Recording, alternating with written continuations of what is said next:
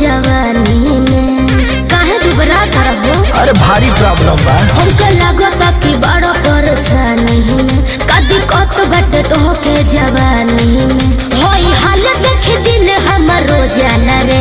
अरे हमरा से शेयर करो। मन जहिया तोरा में खो जाला रे तब अच्छा। सपने में अपने से हो जाला रे। मन जहिया तोरा में खो जाला रे तब सपने में अपने से हो जाला रे। अरे ये कौन हो सिकी जाना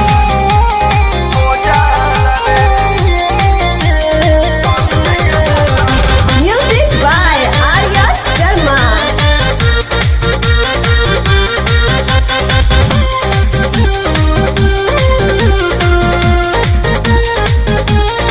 कौन दुख के पतिया नहीं खे बस हवे ये जवानी के टेंशन मतलब ए उम्र में झेले सभे परेशानी के।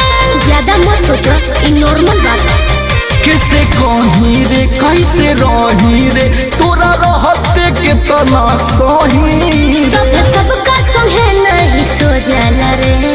हर चीज के नियम बा। मन जहिया तोरा में खो जाला रे तब सपने में अपने से हो जाला रे। अरे तेरी- मन जहिया तोरा में खो जाला रे तब सपने में अपने से हो जाला रे। चिंता मत करो।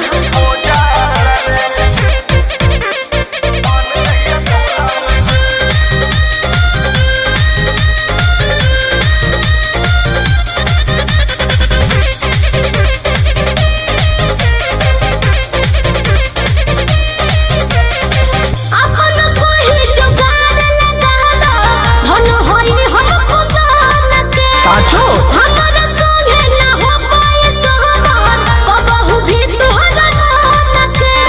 अपन अपन देखे के बा। करा नहीं हो अब चाही हो ना तो साचो मचाई तबाही हो।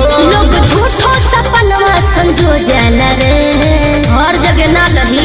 मन जहिया तोरा में खो जाला रे तब सपने में अपने से हो जाला रे। मन जहिया तोरा में खो जाला रे तब सपने में अपने से